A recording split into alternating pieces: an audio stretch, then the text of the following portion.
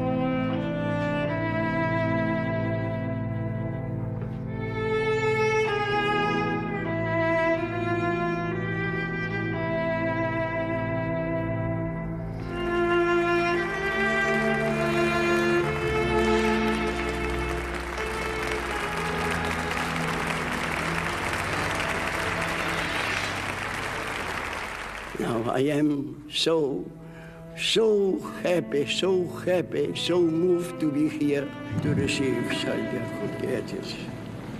The greatest honor that I have received.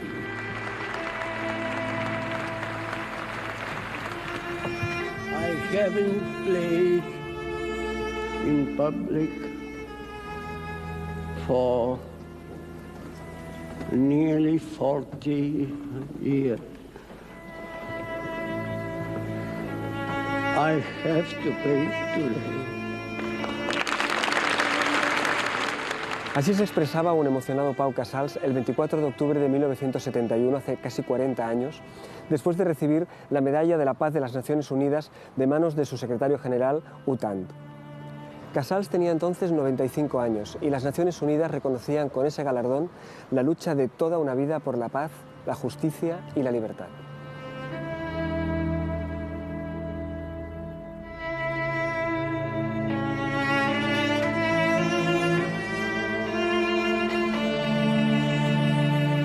Ese mismo día, Casals dirigió el estreno del que debía ser el himno oficial de las Naciones Unidas. Tras el concierto, el maestro quiso cerrar el acto interpretando él mismo una canción popular catalana que emocionó a todos los presentes en la sala de plenos de la Asamblea. Se trataba, por supuesto, del cant dels ocells, el canto de los pájaros, una canción popular que terminó por convertirse en un símbolo internacional de nostalgia y de esperanza. Pau Casals fue un hombre fascinante que consagró sus 96 años de vida a los más altos ideales. Casi un siglo de vida en el que fue testigo de uno de los periodos más convulsos, complejos y crueles de la historia de la humanidad. Hoy aquí en el Vendrell, en Tarragona, en la playa de San Salvador, en la conocida como Villa Casals, ahondaremos en la vida de un personaje excepcional. Pau Casals nació el 29 de diciembre de 1876 en el Vendrell, un pequeño pueblo de Tarragona que por aquel entonces tenía poco más de 5.000 habitantes. Era de origen humilde, su padre el organista del pueblo y su madre una catalana nacida en Puerto Rico.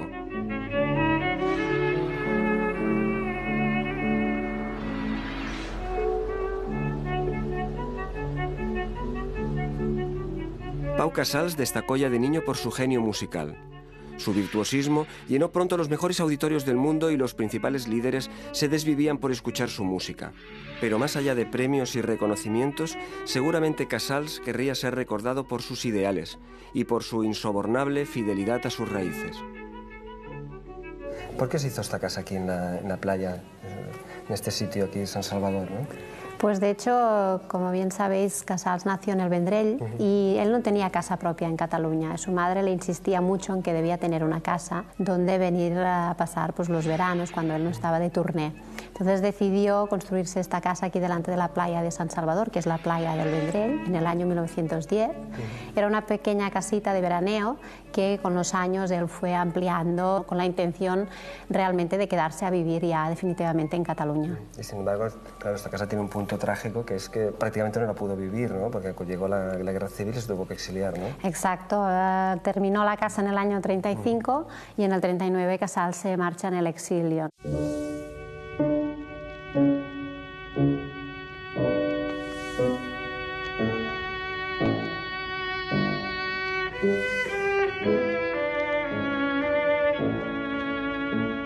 En 1972, Pau Casals y su esposa Marta Montañez crearon la Fundación Pau Casals para preservar el legado del maestro y difundir por todo el mundo la música clásica.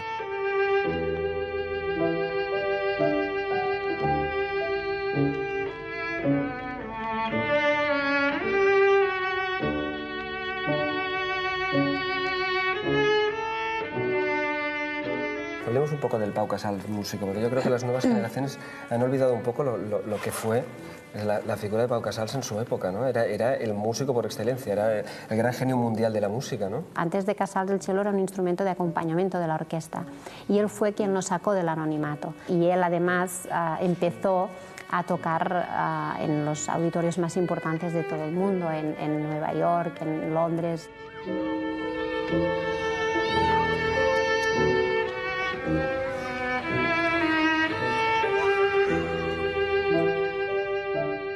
Casals no tuvo infancia. Casals con 11 años se fue a Barcelona a estudiar, estudiaba, tocaba y tenía que mantener además a su familia. Su compromiso empieza muy temprano, ¿no? Creo que Sí. prácticamente incluso en la época de la Revolución Rusa él ya tenía un cierto grado de compromiso y defendía a los músicos un poco en una situación muy precaria por culpa de la Revolución, ¿no? Sí, sí, de hecho Casals tuvo siempre unas convicciones muy firmes en este sentido. Él ya en el 1919 decidió no ir a tocar a la Rusia soviética. En el año 33 dijo no a tocar en la Alemania nazi. O sea, durante toda su vida está llena de testimonios que lo hacen realmente un músico muy comprometido con la sociedad, con los valores, pero también con la gente. El hecho de haber vivido muchas guerras también, la Semana Trágica empezando en Barcelona, pero después la Primera Guerra Mundial, la Segunda Guerra Mundial, yo creo que le hacen ser consciente de que pues, este mundo no va bien y que se tiene que luchar. Él decía la famosa frase de mis armas son el violonchelo y la batuta, ¿no? Y con esto yo voy a luchar para que el mundo sea mejor, por la paz, por la libertad y por todos los valores que para él eran fundamentales.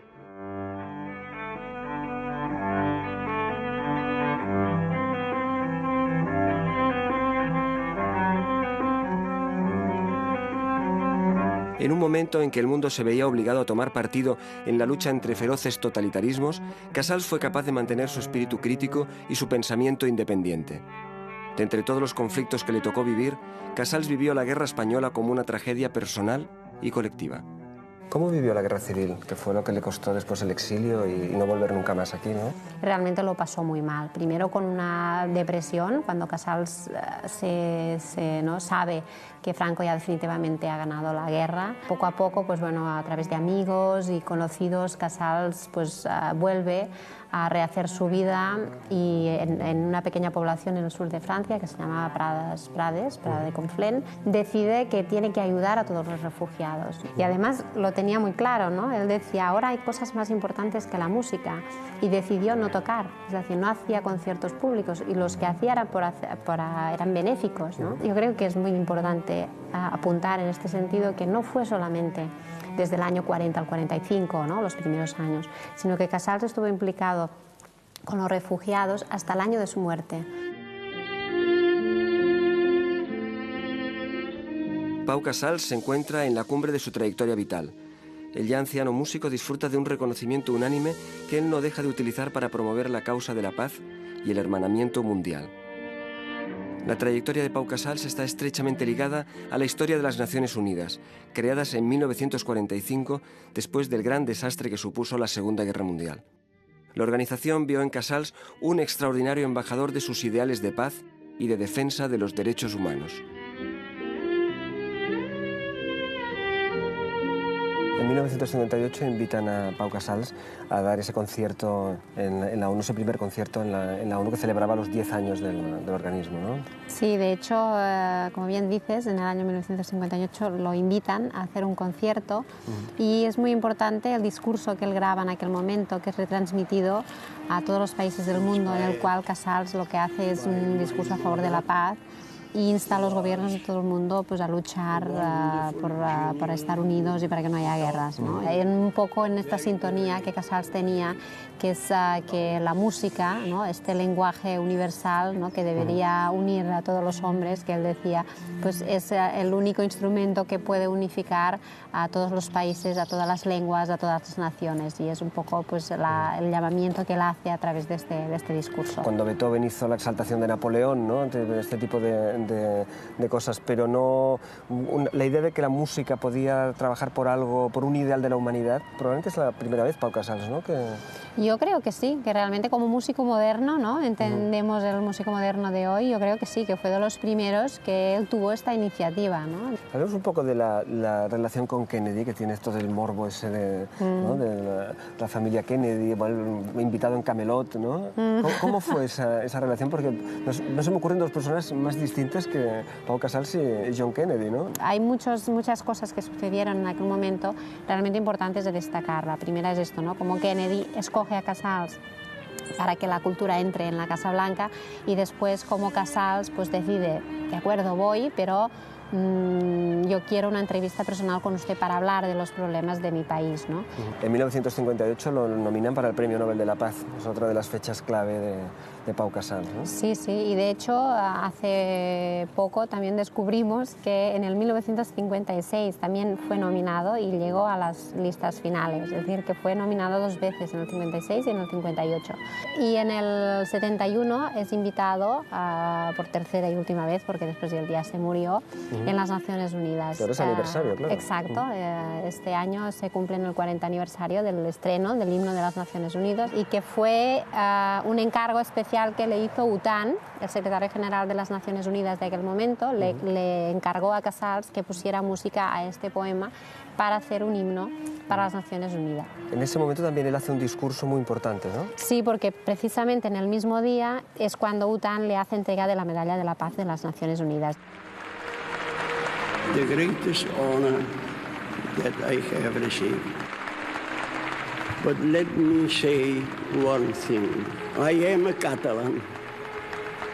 Y el discurso que él hace después de la entrega de esta medalla, pues uno de los discursos más memorables y recordados, sobre todo para la gente de Cataluña y para los catalanes y también españoles, pues porque hace una reivindicación, ¿no? Del hecho catalán, del hecho de pues, que él no puede volver a su país porque hay una dictadura, y él ya ve que posiblemente no podrá volver a su país, ¿no? En democracia. No podrá volver a esta casa, exacto, que él añoraba tanto, a este entorno, y esto pues le llenaba de tristeza, ¿no? Y entonces este discurso está lleno de emotividad en este sentido, y al final pues hace también un llamamiento a un discurso de paz. Pau Casals murió en octubre de 1973. Aún vivía el dictador Franco y por ello fue enterrado en Puerto Rico. Restablecida la democracia, en 1979 sus restos fueron devueltos al Vendrell, en medio de un gran homenaje popular.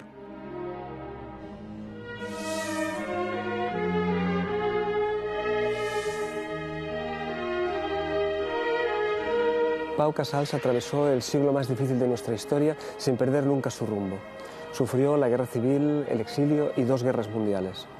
Vivió la amenaza de la aniquilación total de la especie humana a causa de una guerra nuclear. Lo vio como una tragedia y luchó contra ello.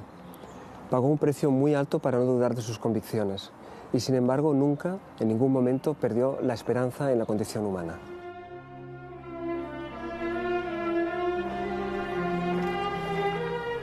En una de sus últimas entrevistas, Pau Casals recordaba haber sido testigo de cambios y avances extraordinarios en el transcurso de su vida. Y a pesar de todo, el hambre, la opresión racial y la tiranía aún atormentaban el mundo. ¿Cuándo nos acostumbraremos a que somos seres humanos?, decía.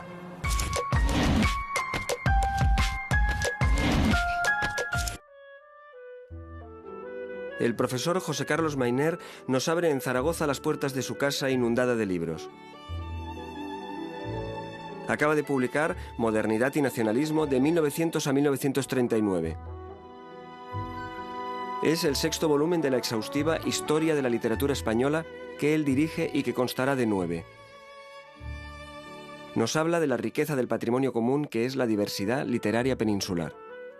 ¿Cuál es el lugar de la literatura española en relación con el resto de las literaturas peninsulares? Es un lugar que ha definido en gran medida el tamaño.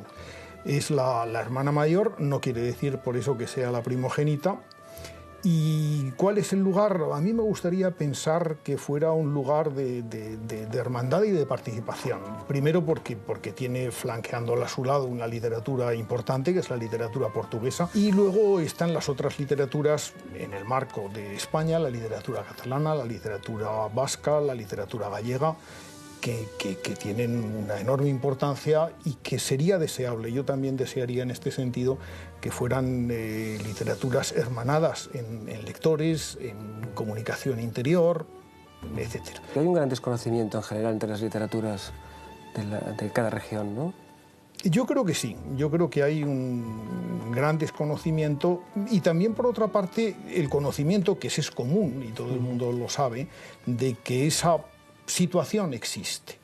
Lo que ocurre es que convendría pasar del reconocimiento de una situación general que no tiene nada de anómalo, sino sencillamente de enriquecedor, a un conocimiento real. Pero yo creo también que hay una fluida red de traducciones que van yendo a más y que a mí me parecen enormemente importantes, que hay por otra parte el uso, que a mí me parece estupendo cuando se da y cuando se puede dar, de escritores que son bilingües. En definitiva, que el conocimiento mutuo va mejor. Si nos referimos a los primeros 40 años de la literatura del siglo XX, la literatura española del siglo XX, ¿qué destacaría usted? La literatura española de los primeros 40 años, vamos a decir hasta 1936, teniendo en cuenta siempre esa cola estupenda, ¿no?, del exilio, de la literatura española del exilio, que prolonga en gran medida los valores anteriores, pues es un momento dorado de las letras españolas, es un momento en el que coinciden y dialogan además entre sí una serie de generaciones muy fecundas, de promociones muy fecundas, que son a la vez paralelas de otras promociones europeas que están trabajando. Es un momento en el que hay una institucionalización de la vida cultural muy propicia, en la que hay revistas, hay tertulias, la gente se ve, trabaja. Y es un momento en el que empieza a haber lectores. El mercado literario español, los primeros editores modernos se fraguan en esa época. Si hablamos entonces de la segunda mitad del siglo XX, ¿qué habríamos de destacar? ¿Qué sería lo más trascendente? Yo digo a veces que el franquismo, que nunca fue derrotado ni políticamente ni por otra razón, sino por el transcurso del tiempo y por la muerte del dictador, sí que sufre una derrota cultural evidente e inapelable. Hacia 1965 a la gente joven que empieza a leer les interesa la literatura latinoamericana, que en buena medida asocia a una literatura disidente, les interesa la literatura del exilio en España y por supuesto no les interesa en absoluto ni un solo escritor que haya tenido que ver con el franquismo. ¿Cree que se está enseñando bien la literatura a los jóvenes? Enseñar no es fácil y enseñar literatura menos que nada. Yo creo que enseñar literatura es enseñar a leer y paralelamente enseñar las nociones que incardinan como un hecho de disfrute la lectura, es decir, es enseñar recursos literarios, enseñar cómo cada obra y cada fragmento de una obra es una elección sobre otras cosas posibles, cómo hay una voluntad, una tensión estética creadora y, por supuesto, enseñar también que los autores fueron fulanito de tal, menganito de cual, que escribió esto y escribió lo de más allá, trató con tal y tenía tales ideas o tales otras. ¿Qué hace un lector? ¿Qué hace que una persona sea lectora o no lectora? ¿Se puede enseñar a alguien a ser lector? Yo creo que se puede enseñar a ser lector, que es inevitable y que es obligado enseñar a la gente a leer. Luego les podrá gustar más o menos o les podrán gustar otras cosas. Pero siempre yo creo que los seres humanos tienen la necesidad imperiosa de disponer de algo que les haga soñar y que tenga plasmación en una forma artística, sea la música, sea el cine, sea la literatura o sea todo a la vez. Yo creo que es una verdad que a mí me parece absolutamente elemental y que los educadores deben tener presente. Lo que ocurre es que la enseñanza de la lectura no puede serlo todo. Hay también un descubrimiento personal, lo que la lectura tiene de exigencia íntima, de decisión de tomar este libro y no aquel otro, que yo pienso que también es un nivel que debemos seguir reservando a la persona por sí misma, ¿no?, a esa formación de la persona. Una pregunta sobre la poesía. ¿Qué lugar cree que ocupa ahora? ¿Y cree que hay más lectores, menos? ¿Cómo cree que está el género? El género está muy bien, el género está muy vivo en la literatura española. Hay mucha gente que escribe poesía, hoy hay una poesía variada y espléndida y además muy ordenada, ¿no? Muy ordenada porque hay corrientes varias que hasta hace poco discutían ferozmente entre sí, ahora ya me parece que menos, afortunadamente, y el mundo de los lectores de poesía es un enigma. 1000 o 1500 personas que consumen y mantienen los libros de poesía, que eso está muy bien. Los otros son lectores, o somos lectores, seguramente más ocasionales, pero yo creo que la poesía sigue siendo uno de los procedimientos más hermosos que la humanidad ha descubierto para contarse cosas, para analizarse uno mismo, para producir relámpagos de emoción común. Usted ha criticado la parcelación excesiva de los estudios de la literatura española. ¿Cree que hay alguna solución para eso? Conocer la literatura española y no conocer a Maragall o a Dors, no solamente porque Maragall y Dors fueron escritores en castellano en una parte de su obra, sino porque son escritores que también tienen mucho que decirnos, pues es una barbaridad. Y digo lo mismo, no conocer a Castelao o no conocer la obra gallega de Rafael Dieste o no conocer, por ejemplo, las novelas de Ángel Lerchundi o tantas otras cosas. El mundo de la literatura es rico y extenso. Galdós es un escritor del siglo XX también, y no solo porque vivió 20 años del siglo XX, sino porque es un escritor vivo en el siglo XX y está vivísimo ahora. Y Jorge Manrique y tantísimas otras cosas. Es decir, la literatura no solamente es una secuencia histórica y, en definitiva, un cementerio muy respetable, sino un hecho esencialmente vivo, y el estudio de la literatura debe tener en cuenta ese continuum que forman todas las cosas.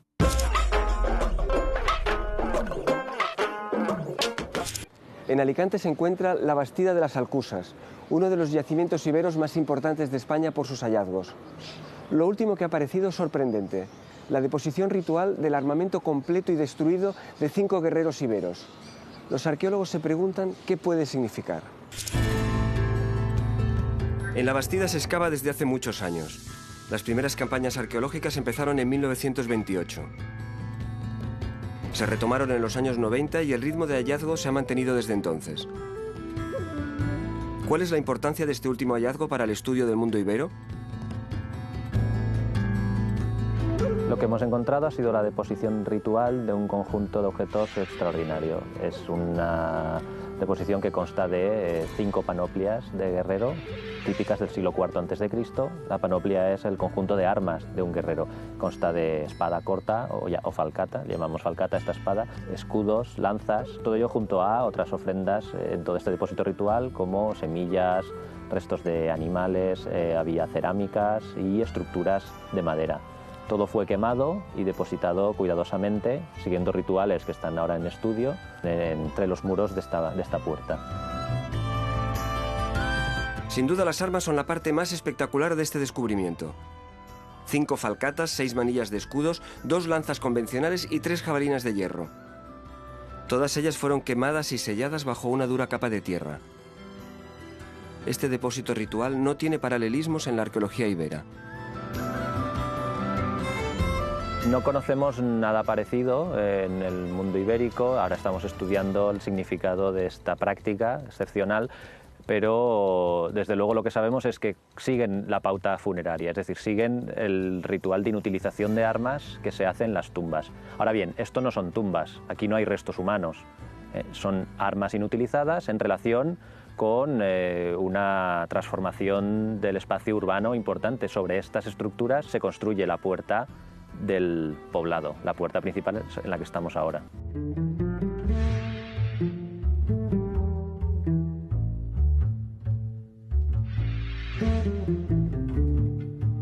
Tanto las falcatas como las jabalinas están dobladas o rotas intencionadamente. Esto descarta que sean restos de una batalla acaecida en la puerta del poblado. Entonces, ¿por qué se realizaron estas ofrendas? ¿Y a quién pertenecían las armas? Esas armas, sin duda, pertenecían a élites guerreras que podían disponer de estos conjuntos tan excepcionales de armas. Recordemos que las falcatas son hallazgos relativamente poco frecuentes en los poblados y que pertenecían a solo unos pocos grupos. En la sociedad ibera existía una división del trabajo. Campesinado, comerciantes y artesanado convivían con un grupo dominante, donde destacaban los guerreros. Estamos en el barrio del sector sur, una zona especialmente rica en hallazgos. Alberga casas de gran tamaño y en dos de ellas se encontraron figuritas tan singulares como el famoso guerrer de Moixent y un toro con parte de la yunta de un arado. El guerrero aparece representado con los atributos de su clase, las armas y el caballo. En una mano empuña la espada falcata y en la otra el escudo redondo. Destaca sobre todo el casco con un gran penacho, símbolo del poder de las élites iberas. La Bastida de les Alcuses se funda en el siglo IV a.C. y se abandona en el mismo siglo. No se ha ocupado más allá de 70 años. Las causas del abandono del poblado son aún dudosas. Puede descartarse con seguridad que se debiera a una invasión militar exterior. Se las supone más bien relacionadas con conflictos entre los propios grupos iberos, conflictos por el control de los pasos naturales entre el interior y la costa. La sociedad ibérica se estructura en base a grupos segmentados pues, por las ocupaciones, guerreros, agricultores, comerciantes, hay un artesanado, pero es interesante ver cómo en la Bastida estas actividades se encuentran en las mismas casas, es decir, que podemos plantear la posibilidad de que las familias se destinaban sus esfuerzos cotidianos al trabajo de la tierra, al comercio, a la artesanía.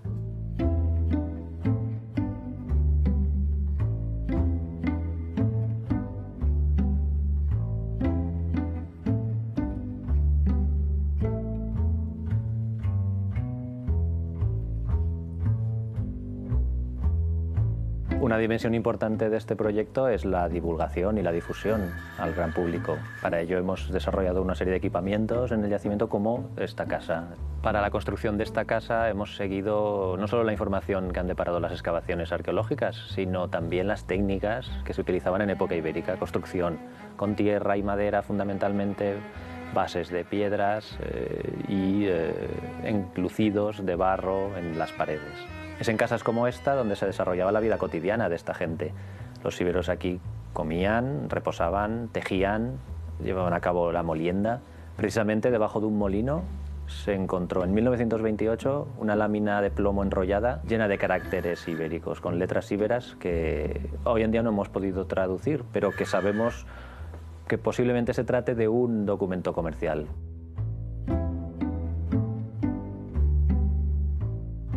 La Bastida de las Alcusas es una gran ciudad ibera amurallada, con torres adosadas para mejorar la defensa. Ya dentro del poblado se circula por una calle central y por un entramado de calles más estrechas, pero por las que podía pasar los carros de transporte. Estamos en la puerta norte de la Bastida, una de las 4 puertas de este poblado. Hemos de imaginar que sobre estas bases de piedra iba todo el volumen arquitectónico de las construcciones de la puerta y de la muralla, que estaba formado por tierra. Hemos calculado que la altura de estas murallas alcanzaría en torno a 7-8 metros y de anchura miden en algunas zonas 4 metros de ancho y en otras 2 metros de ancho. La Bastida se sitúa sobre una loma a 750 metros de altura sobre el nivel del mar y que domina los valles circundantes. Desde esta privilegiada posición podían controlar el entorno inmediato del que obtenían sus recursos. Pero el trabajo de los arqueólogos no termina en el yacimiento. Tras las campañas de excavación, los hallazgos pasan al análisis del laboratorio, donde son estudiados y catalogados antes de ser expuestos, los que lo merecen, en las vitrinas del Museo de Prehistoria de Valencia.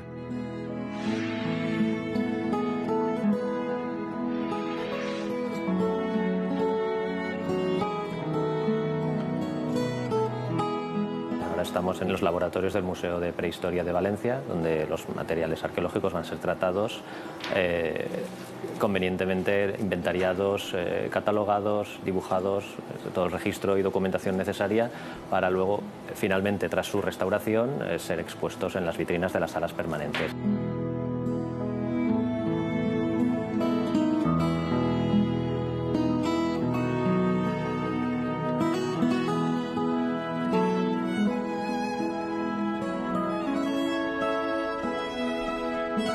es muy significativo porque es la primera excavación que hizo el Servicio de Investigación Prehistórica en el año 1928, es decir, que hace más de 80 años que se crea el museo y además con una de las colecciones más importantes que es precisamente el fruto de estas excavaciones. Bueno, la Bastida de Salcuses es un yacimiento esencial, clave para entender lo que es la cultura ibérica.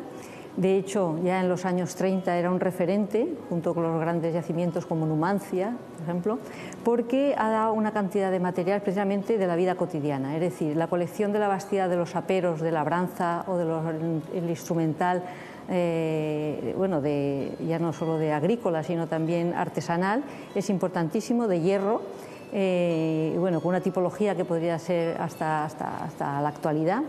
Luego también tiene una colección de vasijas de almacenaje que se pueden ver en las vitrinas de esta sala que estamos aquí, así como vajilla de mesa, una colección muy importante de vasos griegos, que fue un referente en su momento porque permitió fechar muy bien todo este periodo del siglo IV a.C., es decir, toda una serie de enseres, precisamente domésticos, que lo que nos permite y nos ha permitido es, a lo largo de todos estos años, poder hacer una reconstrucción de la vida diaria, de la vida cotidiana de los iberos.